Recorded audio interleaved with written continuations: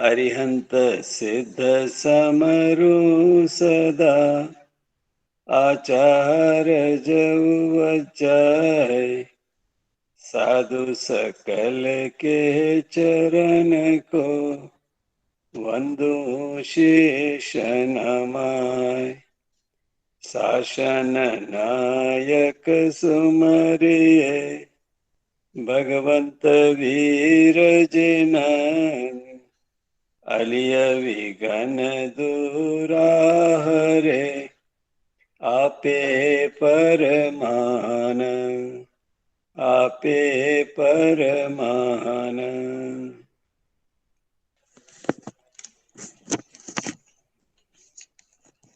श्री कर्नाटक जैन स्वाध्याय संघ द्वारा आयोजित जिनवाणी सार के इस ऑनलाइन कक्षा की श्रृंखला में विशेष रूप से अभी गृहस्थ धर्म को लेकर के उन विषय पर हमारा स्वाध्याय एवं चिंतन चल रहा है।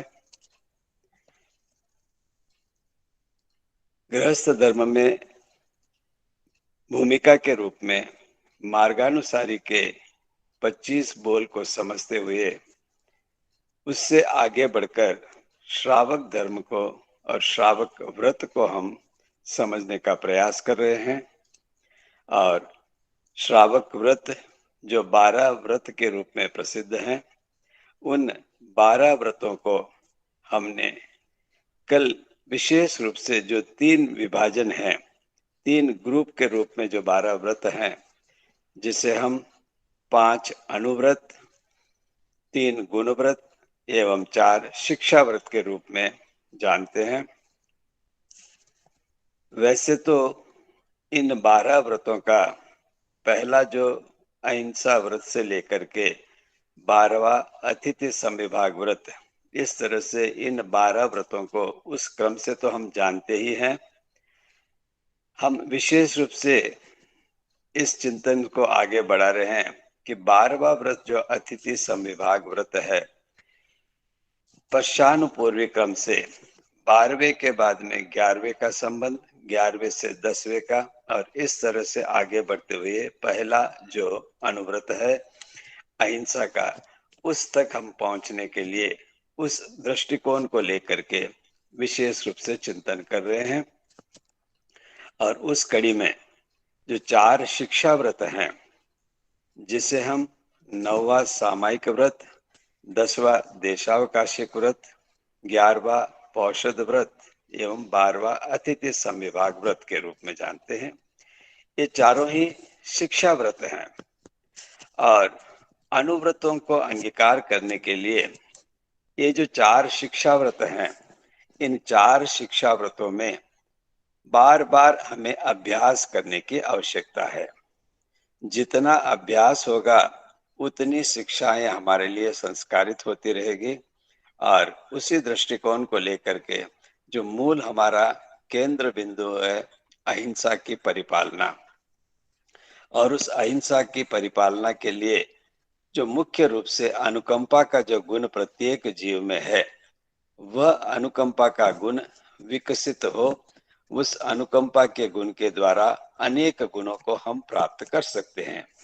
इसीलिए सबसे अगर भूमिका के रूप में हम इन 12 व्रतों में जो अंतिम व्रत के रूप में है अतिथि संविभाग व्रत, तो उस अतिथि संविभाग व्रत को अपनाते हुए अनुकंपा के गुण को हम वृद्धिगत कर सकते हैं। वह इसलिए कि जो भी किसी जीव का अगर कष्ट में देखते हैं, उनके दुख को दूर करने का जो हमारा प्रयास होता है, वह अनुकंपा के गुण से ही। और जब हमारे पास इकट्ठा करने के बजाय देने के जो भाव जगते हैं कि अब मैं इनके साथ में मेरे पास जो है उसका समविभाग करूं, तो ऐसे समविभाग करते हुए आसक्ति उसकी कम होती है। और जितनी आसक्ति कम होती है उतना उतना अहिंसा की ओर आगे बढ़ने का पथ प्रशस्त होता ही रहता है। तो इसीलिए हमने कल शुरू से उस 12वें व्रत को लेकर के, जिसके द्वारा हमारा ये अभ्यास होता है कि हमारा अनुकंपा का भाव जो है वह वृद्धिगत होए, उसका विकास होता रहे।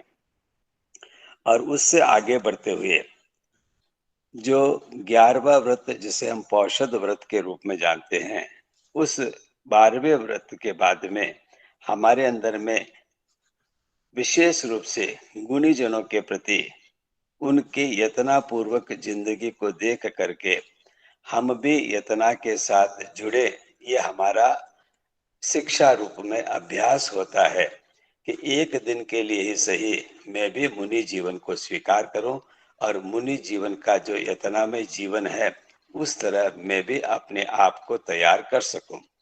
और धीरे धीरे उसके लिए जब प्रयास करता है तो यतना उसके जीवन में अपने आप आने लगती है और उस एतना की तरफ और मुनि जीवन के प्रति, वैराग्य वृत्ति के प्रति उसके भाव और भी सुलझते ही रहते हैं।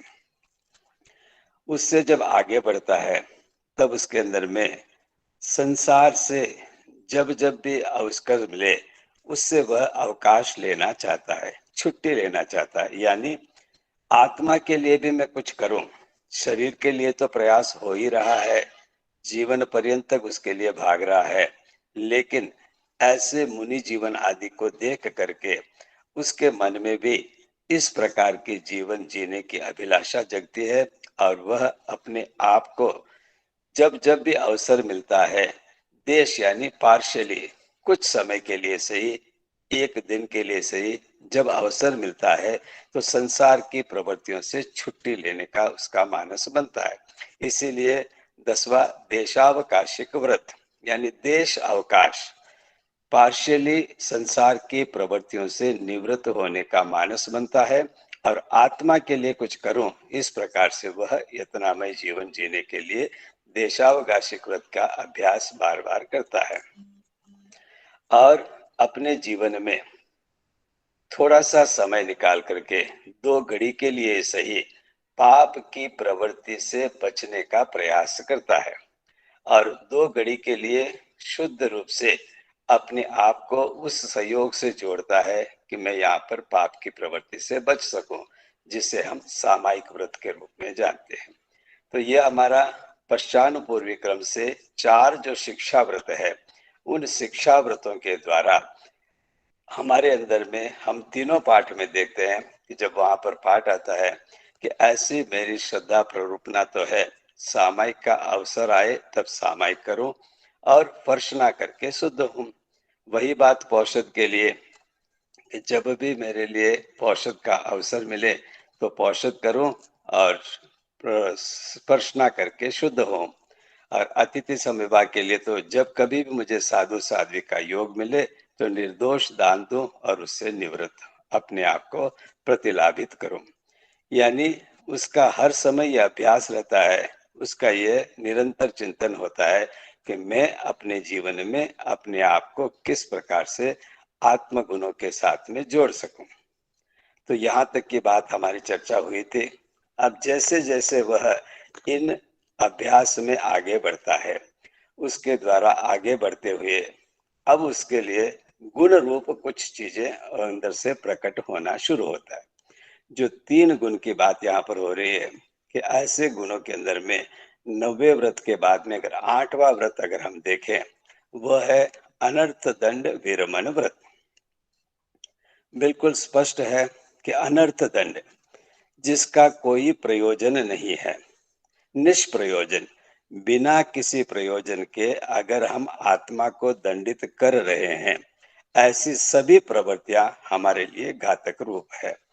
तो बार बार ऐसा जो 4 के जो अभ्यास रूप थे, उनके अभ्यास करते करते मन में यह चिंतन होता है कि कम से कम निष्प्रयोजन जो पाप की प्रवृत्ति हो रही है, जिसकी कोई आवश्यकता नहीं है और जीवन में निष्प्रयोजन पाप की प्रवृत्ति विशेष रूप से ज्यादा हो रही है, तो मैं उससे कैसे बचूं या निष्प्रयोजन हिंसा से आदि से कैसे छूटूं।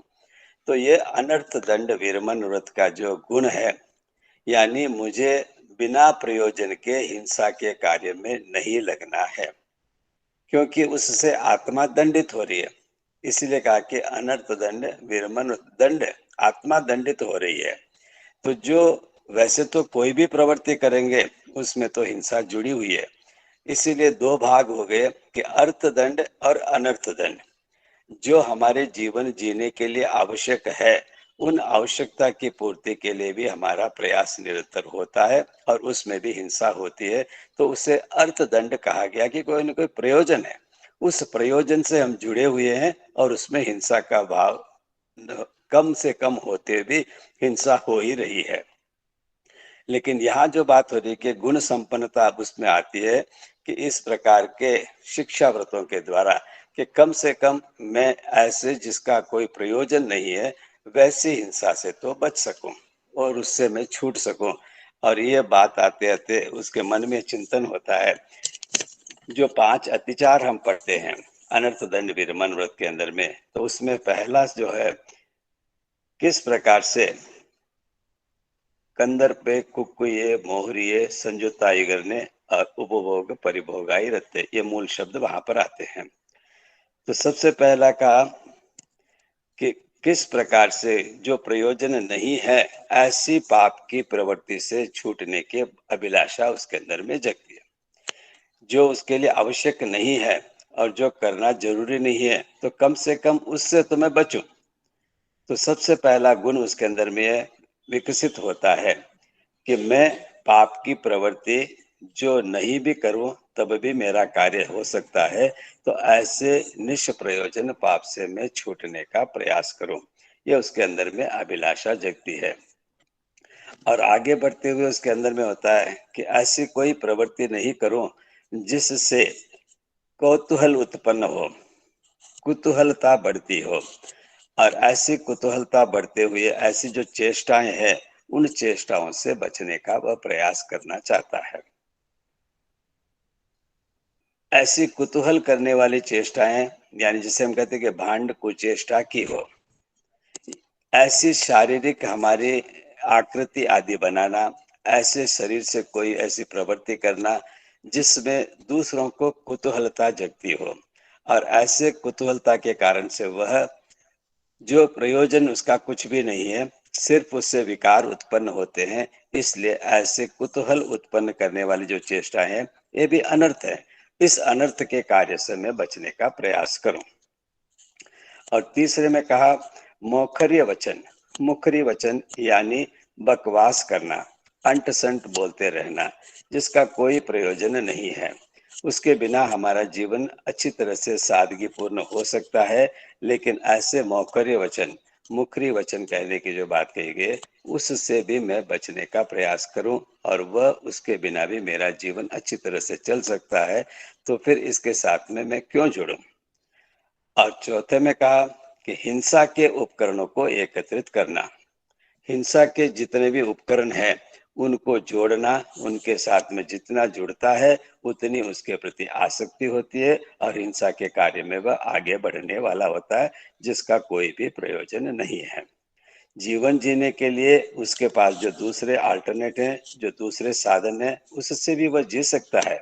लेकिन ये भाव सब कब जगते हैं, जब शिक्षा रूप जो अभ्यास हुआ है उस अभ्यास के कारण से अब उसके मन में आता है कि ऐसे हिंसा के उपकरणों के प्रति उनको जोड़ना, उनको एकत्रित करना जिससे मेरे अंदर में भी हिंसा के भाव जागृत होते हैं, तो उससे मेरी कोई आवश्यकता ही नहीं है। तो ऐसे उपकरणों को मैं नहीं जोड़ूं क्योंकि ये भी अनर्थ दंड है।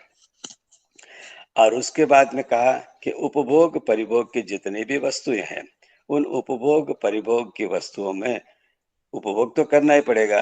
जिससे हम जानते हैं कि उपभोग और परिभोग जो एक बार काम में आती है वो उपयोग है और परिभोग यानी जो बार बार काम में आती है।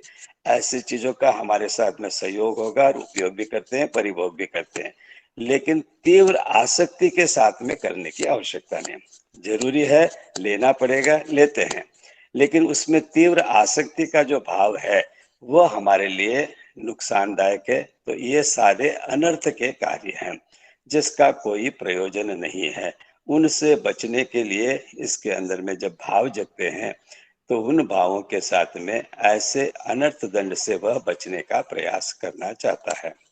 तो ये कब हुआ, उसके अंदर में गुण कैसे संपन्न होते हैं, तो हमने वही पश्चानुपूरी कर्म से देखा कि उन शिक्षाव्रतों के द्वारा, जो 4 शिक्षाव्रत हमने कर लिए थे, उन शिक्षाव्रतों का जितना जितना अभ्यास होता है, उस अभ्यास के द्वारा ही उसके अंदर में ऐसे गुण फलित होते हैं और गुण आगे से आगे वृद्धिगत भी होते हैं। तो यहाँ 8वां जो अनर्थ दंड विरमण व्रत की बात की, ये एक गुण उसके अंदर में आने लगता है कि जो प्रयोजनभूत हिंसा है उससे तो अभी बचा नहीं जा सकता है, लेकिन जो निष्प्रयोजन हिंसा का कारण है उससे तो बचना जरूरी है। ऐसी उसके अंदर में अभिलाषा जगती है और वह कार्य भी उसी रूप में आगे करने के लिए आगे भी बढ़ता है, जिससे उसके गुणों का विकास होता है, गुण उसके साथ में जुड़ते हैं और उन गुणों को आगे बढ़ता है। और वैसे देखें तो ये जो अनर्थ दंड है वो 4 प्रकार से बताए गए हैं। 24 है अनठा दंडे पनत्ते, यानी 4 प्रकार के अनर्थ दंड बताए गए हैं और 4 प्रकार में बताए गए हैं। 24 है अनठ दंडे पनत्ते तंजहा अवजानाय चरिये पमाय चरिये हिंसपयाने पाव कमो, ऐसे यानी अब ध्यान, किसी प्रकार के शोकपूर्ण ध्यान, यानी जो शुभ ध्यान और अशुभ ध्यान 2 कैटेगरी है, हमेशा अशुभ ध्यान में लगा रहना, ये अनर्थ दंड की कैटेगरी में है। शुभ ध्यान में लग सकते हैं लेकिन हम बार बार अशुभ ध्यान में ही चिंतन में लगे रहते हैं, यानी आर्त ध्यान और रोध ध्यान, ऐसा चिंतन बार बार उसी में लगे रहना, उसी को बढ़ाना, दूसरों को भी उसके साथ में जोड़ना, ये सारे के सारे अनर्थ दंड की कैटेगरी में। और फिर कहा आगे, अवजानाय चरिये पमाय चरिये, प्रमाद की स्थिति, जो कार्य हमें करना है उसकी तरफ हमारा ध्यान न हो करके हम किसके लिए कर रहे हैं, जो शाश्वत आत्मा है, आत्मा जो शाश्वत है उसके लिए जो कार्य करना चाहिए उसके प्रति तो प्रमाद की स्थिति है, और शरीर के लिए, हम शरीर के साधनों के लिए और शरीर को सुख सैया देने के लिए हम उसी में लगे रहते हैं, तो ये भी हमारा प्रयोजनभूत न होकर के, जो प्रयोजनभूत होता आत्मा के लिए करना, उसकी तरफ ध्यान नहीं है, तो ये प्रमाद का आचरण है। तो अवजानाय चरिये पमाय, फिर कहा हिंसपयाने, हिंसा की प्रधानता, हिंसा की प्रधानता में हमेशा जुड़े रहना, बार बार हिंसा के कार्यों में ही आगे लगना, दूसरों को भी जोड़ना, ये सब हिंसा की प्रवृत्ति है जो अनर्थ दंड की श्रेणी में है। और पाप कमोए से, पाप के कार्यों में रत रहना, बार बार पाप के कार्यों में ही लगे रहना, उसी में आसक्ति को बढ़ाते रहना, ये 4 प्रकार से मूल में अनर्थ दंड के ये कारण बताए। और वापस ये जो खुला करके कह दिया कि किस प्रकार से दूसरी सारी प्रवृत्तियां जो हमारे लिए अर्थदंड न होकर के अनर्थ दंड है, तो अनर्थ दंड से बचने के लिए हमारा गुण विकसित होता है। तो इस प्रकार से 10वें 9वें व्रत से हम 8वें व्रत की तरफ आगे बढ़ते हुए गुणों का विकास हमारे साथ में बढ़ने लगता है। और उससे जब आगे बढ़ते हैं तो 7वां व्रत हमारे लिए उपभोग परिभोग परिमाण व्रत, जब निष्प्रयोजन को छोड़ा और प्रयोजनभूत जो है उसका तो उपयोग करते हैं, तो उसका उपयोग करते हुए भी कह दिया कि अब हमारा गुण क्या विकसित होता है कि संसार में उपभोग परिभोग की वस्तुएं तो अनंत है, और इतना है कि मैं उसका तो उपभोग पूरे जीवन में भी नहीं कर सकता हूँ। मेरी लिमिटेशन है, वस्तुओं की लिमिटेशन नहीं है। मेरी आवश्यकता जितनी है, अगर उसके लिए मैं उतना ही संबंध रखूं और बाकी सबसे मुक्त हो जाऊं, तो वो उसके लिए परिमाण करता है, यानी अपने आप में कुछ सीमाएं बदल देता है कि इतने से ही मेरा जीवन चल सकता है, तो बाकी के साथ में मैं संबंध क्यों रखूं, उनसे तो मैं छूट सकता हूं। तो उपभोग और परिभोग की जितनी भी वस्तुएं हैं, उन अनंत वस्तुओं में से अपनी एक मर्यादा, अपनी एक सीमा बनाते हुए कि इतने से मेरा कार्य हो सकता है, तो उसी सीमा में रहते हुए मैं उससे जुड़ सकता हूँ, ऐसे वह उपभोग परिभोग के परिमाण यानी मर्यादा करने का गुण उसके अंदर में विकसित होने लगता है। और उसी गुण के बढ़ते हुए उपभोग और परिभोग के लिए दिन प्रतिदिन का वह देखता है कि मुझे सवेरे से रात तक के लिए मेरी आवश्यकताएं क्या है, और उसके लिए उस व्रत में 26 ऐसी वस्तुओं का नाम भी दे दिया है कि सुबह से लेकर के शाम तक मेरे काम में आने वाली दिनचर्या की ये 26 वस्तुएं एक गाइडलाइन की तरह दी गई है और हमारी क्या-क्या रिक्वायरमेंट है हम खुद देख सकते हैं और उसकी मर्यादा लगा सकते हैं कि इतने से मेरा काम होता है तो बाकी का मैं त्याग करूं। तो उपभोग और परिभोग की वह मर्यादा करता है और उसके परिमाण के साथ में रहने का गुण उसके अंदर में विकसित होता है। और ये जो उपभोग परिभोग है उसको 2 डिवीज़न में बाँटा गया है और एक भोजन संबंधी और दूसरा कार्य संबंधी। भोजनावोय, कम्मवोय।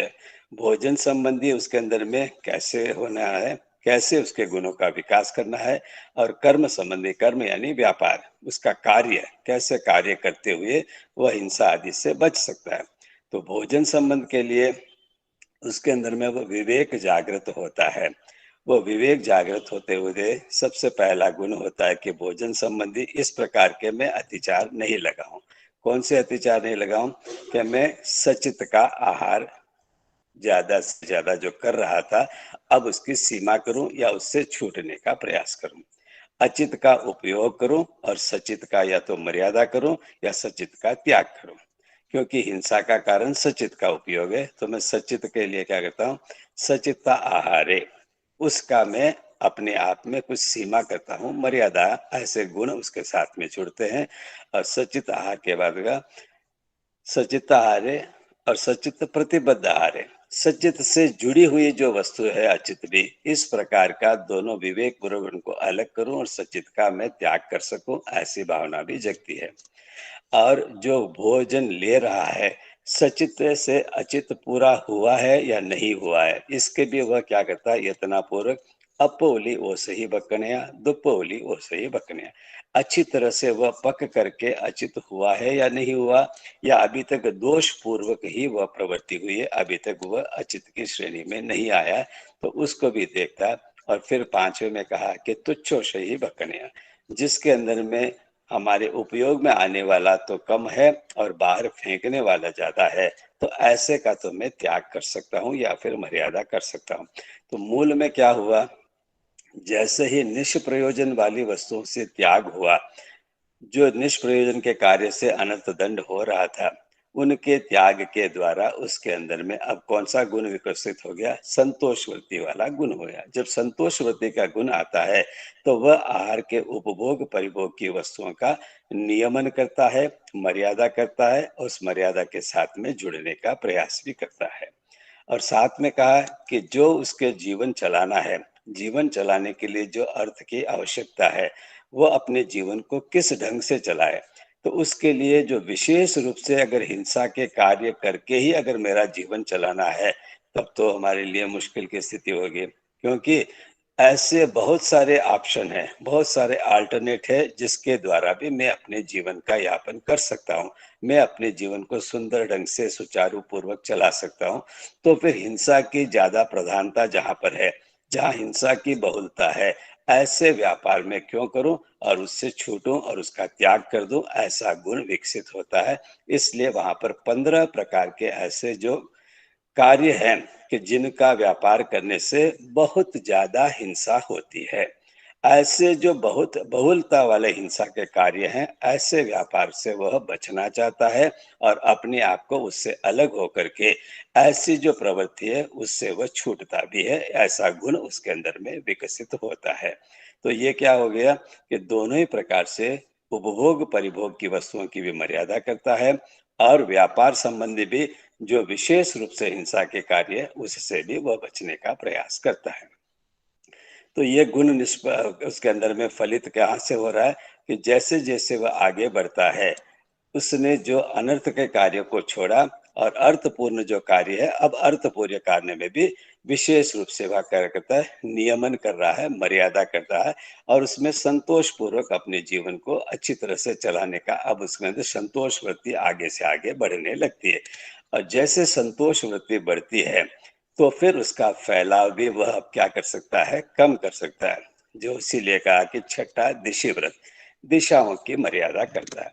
अब उससे यहाँ वहाँ भाग करके दुनिया भर की भागदौड़ करके मुझे जो कमाने की स्थिति है, अब आवश्यकता नहीं है, क्योंकि उसके अंदर में धीरे धीरे ऐसे गुण विकसित हो रहे हैं कि अनर्थ का त्याग किया अर्थपूर्ण की मर्यादा कर ले, तो अब उसकी आवश्यकता भी क्या होगी? सीमित होगी। सीमित आवश्यकताओं के लिए अब लंबी चौड़ी भागदौड़ भी करने की आवश्यकता नहीं है, और उससे वह बचने के लिए अपने उस सीमा को, दायरे को कम कर लेता है कि इतने से यहाँ पर इस स्थिति में रह करके भी मेरा जीवन अच्छी तरह से चल सकता है।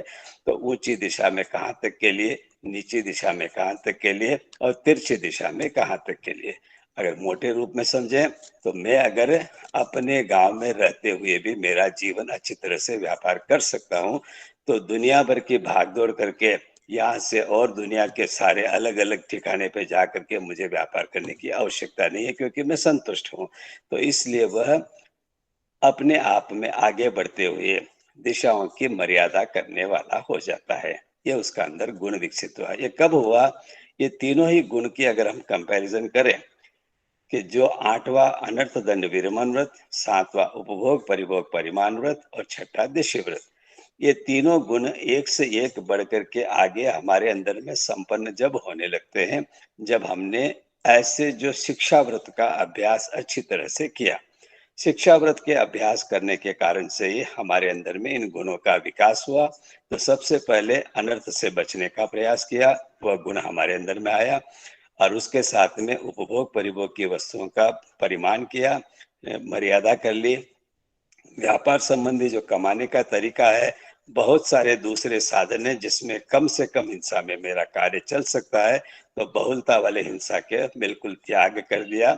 और जैसा वह करता है तो अब उसके अंदर में संतुष्टि बढ़ने लगती है, और संतोषवती के कारण से ही अब भागदौड़ से जिंदगी को क्या करता है? अपने आप को नियमन करके दिशाओं की मर्यादा करने वाला होता है। तो इस तरह से ये जो 3 गुण व्रत की बात हम कर रहे हैं, ये तीनों गुण व्रत अपने आप में उसके द्वारा गुण निष्पन्न होने लगते हैं। जब शिक्षाओं का अभ्यास हुआ, गुण हमारे अंदर आ गए, तब जाकर के आगे वाले जो 5 अनुव्रत हैं, उन अनुव्रतों को स्वीकार करने में, उन अनुव्रतों को पालन करने में, उसमें अपने जीवन को पूर्ण रूप से जोड़ने में अब कठिनाई नहीं होगी। तो ये कैसे होगा, इस बारे में हम चिंतन कल करेंगे, कि इन 5 अनुव्रतों के स्वरूप को भी जानेंगे, और अहिंसा तक हमारा ये कदम कैसे आगे बढ़ेगा उसको भी जानने का प्रयास करेंगे। तो मूल में इस विषय का निष्कर्ष अगर हम देखते हैं, तो हमारे अंदर में जो अभ्यास का क्रम है वह निरंतर आगे बढ़ता रहे, और गुणों का विकास भी निरंतर आगे बढ़ता रहे, तो अनुव्रतों के परिपालना में किसी प्रकार की बाधा नहीं है, और अच्छी तरह से अनुव्रतों का पालन और अनुव्रत से आगे बढ़ करके हम महाव्रतों की तरफ भी कदम बढ़ाने में सक्षम हो सकते हैं। तो इसी के साथ में ये जो 2 हमारे दिन का प्रयास रहा, कि पहले दिन में हमने इन शिक्षा व्रतों को समझा, आज हमने गुण व्रतों को सीखा, तो कल अपन वापस 5 अनुव्रत के बारे में जानने का प्रयास करेंगे। आज के लिए बस इतना ही कहते हुए अपने शब्दों को यहाँ विराम देना चाहता हूँ, और मेरे कहने के अंदर में जिनाज्ञा विपरीत किसी भी प्रकार के कहने में आया हो तो उसके लिए मिच्छामि दुक्कडम। और आज के इस कार्यक्रम को आगे बढ़ाने से पहले मंगल पाठ के साथ में इस कार्यक्रम